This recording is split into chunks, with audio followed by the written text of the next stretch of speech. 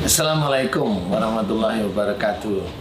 Hey guys, jangan lupa subscribe, like, and comment. Dan jangan lupa juga loncengnya, ya. Mudah-mudahan bisa menjadikan media untuk belajar akhlak yang baik menuju akhlak Rasulullah. Amin. Amin. Ustaz, kalau ngobrolin penyakit nih, penyakit itu kan datangnya dari Allah, Pak Ustaz ya.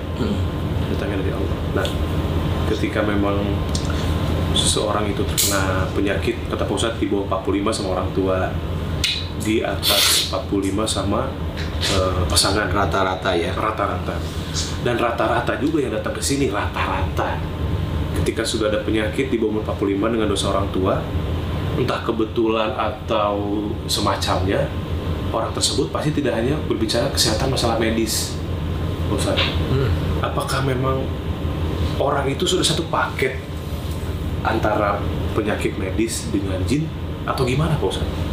Kayak misalnya gini, orang kesel sama bapaknya, misalkan ada pembengkakan jantung gitu, Pak Ustaz ya.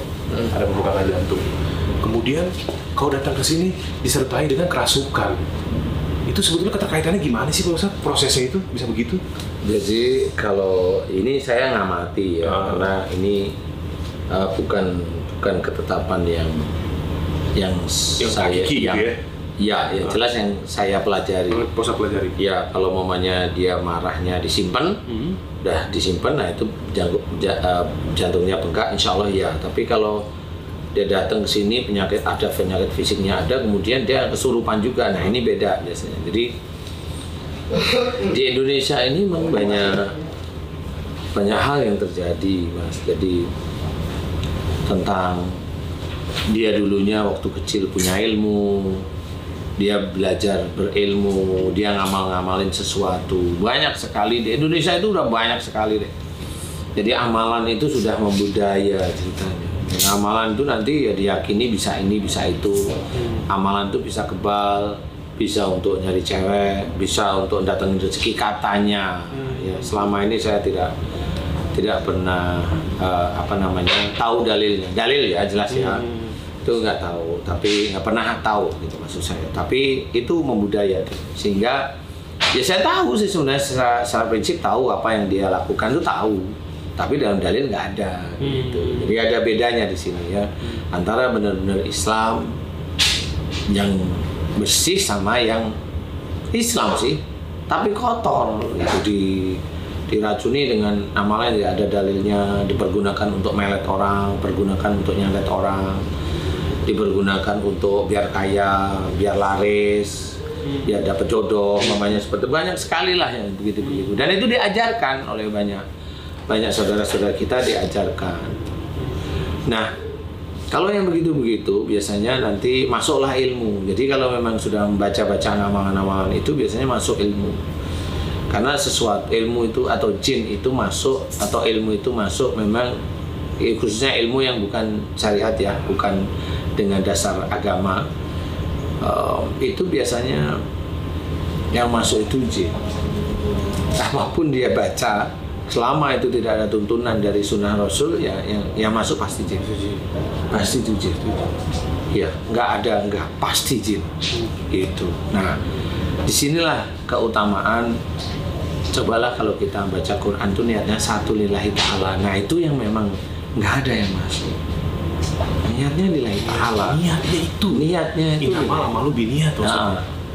Innamal a'malu binniyat itu betul-betul karena Allah. Jadi nggak ada keinginan duniawi sedikit pun. Nah itu nanti akan mendatangkan pahala.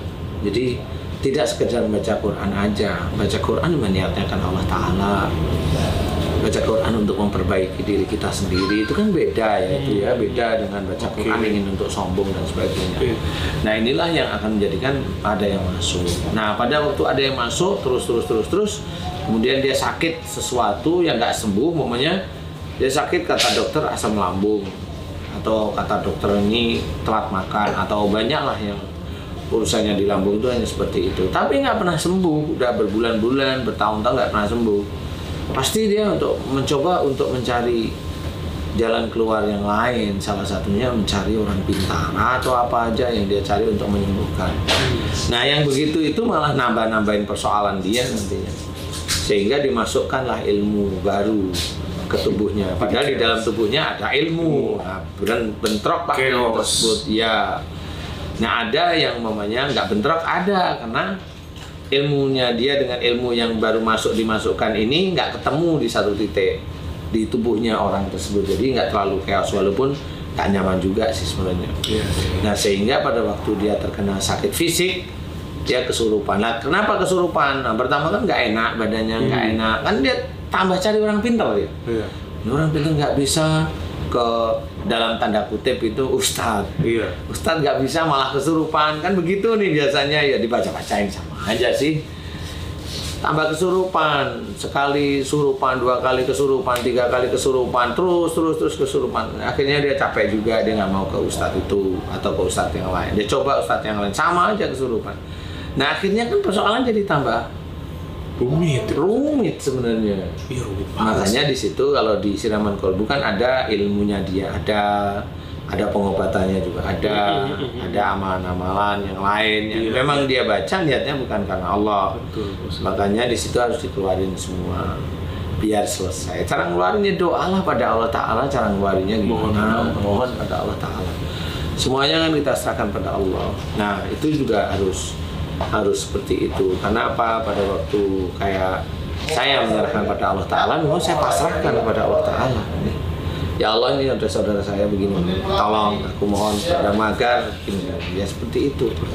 Iya, sehingga kalau dia itu betul-betul umpamanya ada tambahan, umpamanya dia sakitnya di umur di bawah 45 atau di bawah 50, dia berarti ada kesalahan dengan orang tuanya. Nah dia mau nggak, dia mau minta maaf nanti pada orang tuanya. Kalau dia mau, kemudian mau nggak dia continue untuk continue untuk minta maaf nantinya kepada orang tuanya. Sini Pak Haji, dengan tulus. Sini Pak Haji, sini minta maaf dengan tulus kepada orang tuanya, sehingga itu nanti akan menjadikan masalah-masalah dia akan diselesaikan oleh Allah Ta'ala. Iya, jadi harus paham bagaimana dia itu bersalah kemudian taubat. Ada dalilnya. Wasyari'u ila maghfirati min rabbikum, bersegeralah ke dalam ampunan Allah. Itu sudah jelas sekali bahwa kita disuruh tobat kepada Allah Ta'ala.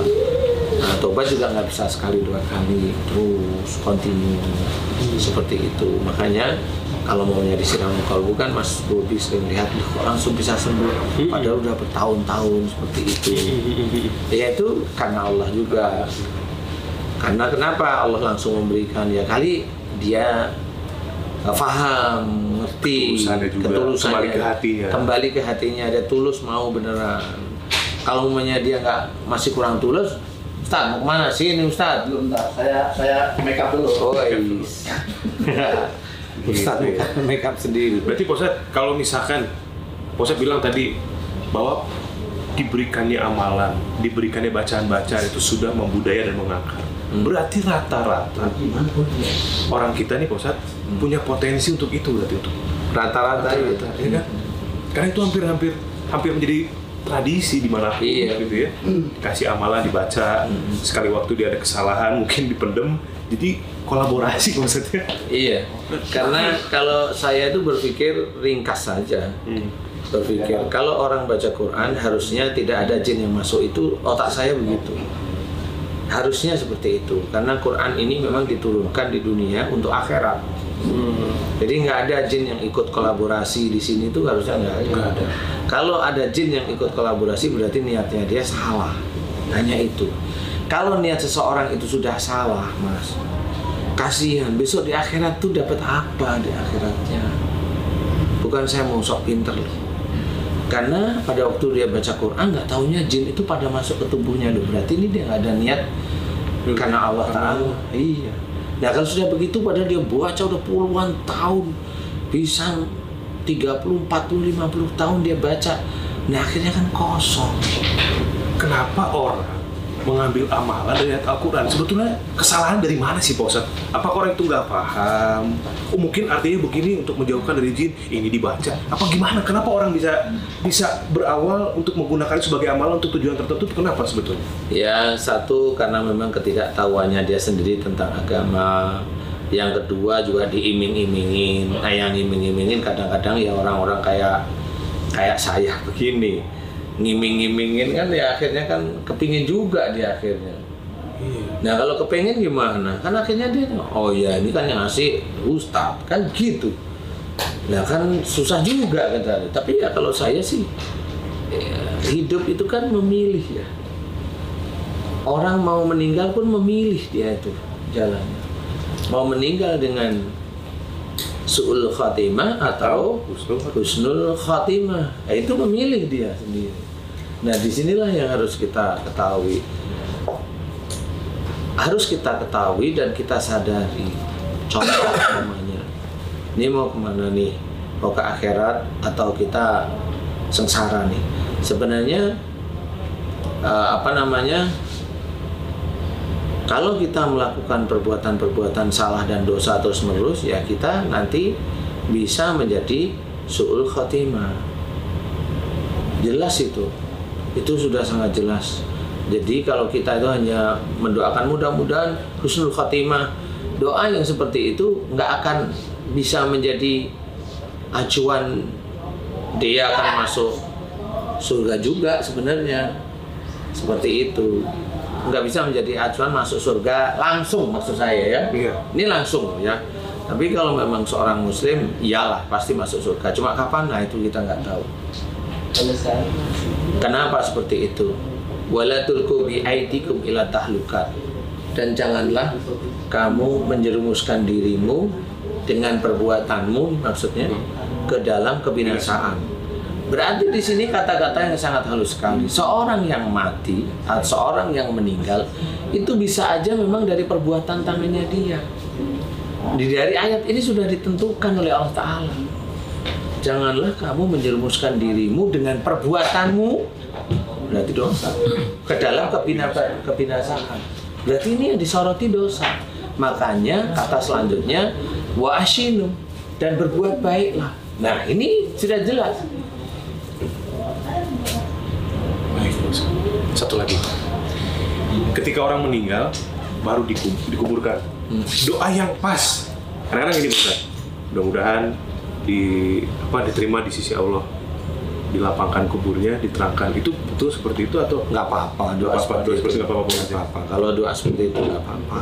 Cuma tetap Allah itu kan memilih siapa yang berdoa, ada dalilnya enggaknya, kan gitu nih. Siapa yang berdoa ini keluarganya, anaknya, atau orang lain yang berdoa, kemudian dalilnya ada enggak. Nah dalam mereka yang berdoa ini dalilnya ada apa enggak, gitu. Dilihat siapa yang berdoa. Iya, dilihat siapa yang berdoa, dalilnya ada apa enggak. Kemudian dilihat setelah itu sudah klop, dilihat satu lagi, amal solehnya cukup apa enggak. Untuk kabulnya doa itu kan tetap ada itu, seperti itu. Jadi bisa jadi dari sekian banyak keluarga besar, belum tentu semuanya itu doa tersebut dikabulkan. Belum. Karena memang yang kenapa Allah itu menceritakan salah satu doa yang bisa sampai itu adalah doa anak yang soleh. Nah ini soleh itu bukan di mata manusia loh, di mata Allah loh soleh itu. Soleh kelihatan dia sholat gitu ya, tapi kalau hatinya di sini tidak baik, dia selalu curiga sama orang tuanya, dia selalu curiga sama saudara, sama dia nggak soleh. Yang ukur soleh itu Allah. Jadi bukan manusia. Kalau yang ukur manusia, semua orang Islam kelihatan soleh. Oke, dari penampilan bisa dia soleh. Iya, nah dari penampilan kelihatan dia soleh, walaupun namanya itu soleh. Atau dia soleh beneran karena namanya soleh. Nah inilah yang harus kita ketahui bahwa bagaimana kita itu benar-benar belajar untuk menghindarkan penyakit ini. Semua itu memang dari akhlak Rasul, berkata yang lemah lembut, itu akhlaknya Rasul, itu gayanya Rasul, berpikiran yang penuh dengan husnudzon, itu cara berpikir Rasul. Kemudian kalau diberi masukan, diberi ini, didengarkan, gayanya Rasul, mau mendengarkan umat-umatnya, khususnya yang lagi kesulitan. Sama seperti itu didengarkan oleh kita juga sama. Belajar untuk mau mendengarkan masukan dari orang lain. Kalau orang tidak mau mendengarkan masukan orang lain, orang itu pintar berarti. Pinteran. Iya, pintar menurut dia. Menurut dia. Iya. Merasa sesuatu Iya, merasa dia tuh lebih dari orang. Nah, iya kalau dia merasa lebih ya sudah habis dia nanti. Dengan kesombongan. Dengan kesombongannya dia. Sebenarnya nggak seperti itu. Siapapun orang itu, dia orang biasa maupun dia seorang pendakwah, kalau dia merasa pintar, ya sudah selesai nanti dia. Karena itu akan begitu terus, dia akan begitu terus. Merasa pintar, merasa hebat, merasa pintar, merasa hebat, begitu aja. Gitu. Kita belajar untuk tidak. Karena yang pintar itu hanya Allah, gitu ya. Kita hanya dititipi sedikit ilmu yang tahu, ini dititipin. Sama seperti umpamanya nih, saya nitip pada Mas Bobi nih. Mas Bobi, nih saya mau keluar kota, titip CLS saya ya. Siap, Ustaz. Kapan? Jadi kebawa perasaan itu. Nah, nanti kan saya dibawa tuh, titipin dibawa, bisa kemudian ya ada rasa bangga dan seperti itu. Jadi orang ketitipan itu bisa seperti itu. Ada mamanya kayak ada yang mamanya Mas Bobi dititipin terus ini kan saya dititipin ya saya jaga, saya rawat. Kan beda nih sudah. Nah ini orang itu sama seperti itu. Ilmu itu hanya dititipin sama Allah Ta'ala. Mau dibawa kemana? Tergantung kita pergunakan ilmu itu. Iya, mau dipergunakan benar karena Allah Ta'ala atau untuk sombong-sombongan atau untuk bergaya di dunia. Jangan itu dia yang memilih. Betul. Ya kan gitu, sama aja. Sama seperti baju seperti yang kita pakai ini. Baju ini kan dititipin sama MNC ini. Mau apa, mau gimana nih baju kita, mau gaya nih baju hebat banget ini atau biasa aja sebenarnya. Kan seperti itu sama.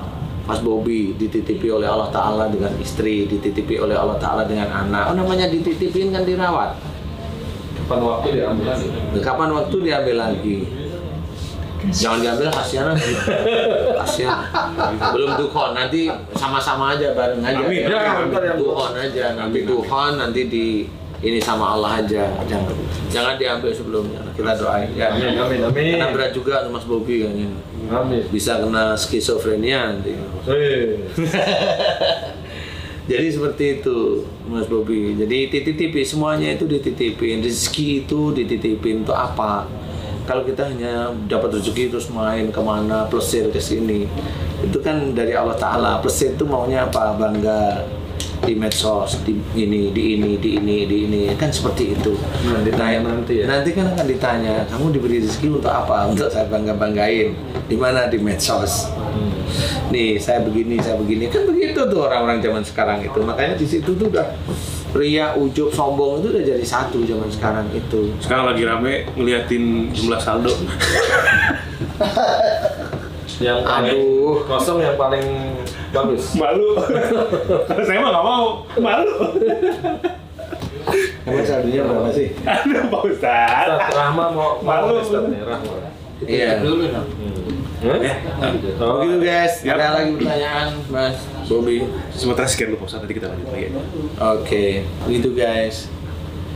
Ya kita ngobrol santai sebelum acara dimulai. Mudah-mudahan manfaat di obrolan kita, walaupun kita santai di sini, tapi tetap mengarah pada tauhid. Amin. Jangan lupa kita hanya dititipi, nyawa kita dititipin oleh Allah Ta'ala, kita pergunakan baik-baik. Saya mengajak saudara saya, para gaiser ini juga ingat, kita dititipin. Jangan sombong dengan kepunyaan kita, punyaan kita yang hanya dititipin sebenarnya. Tidak boleh. Istri, suami, anak itu dititipin semuanya. Harta itu dititipin, nanti akan kembali. Makanya kalau saya memberikan gambaran, kalaupun nanti Allah memberikan rezeki kepada kita, boleh majahamdalah, alhamdulillah boleh. Setelah itu inna lillahi wa inna ilaihi raji'un. Jadi betul-betul semua milik Allah dan akan kembali pada Allah Ta'ala. Kenapa seperti itu? Itu mengingat kita agar kita itu ingat bahwa semua yang ada di dunia ini titipan Allah Ta'ala. Itu guys, termasuk Gaisel yang lihat saya juga titipan dari Allah Ta'ala. Ayo kita tetap lurus di jalan Allah Ta'ala, belajar menapaki hidup itu karena Allah. Mudah-mudahan nanti benar-benar di akhirat baru merasakan bahwa oh betul ya, kalau memang kita mau belajar baik, insya Allah akan terbukti nanti di akhirat. Amin ya rabbal alamin. Terima kasih guys. Wassalamualaikum. Waalaikumsalam warahmatullahi wabarakatuh.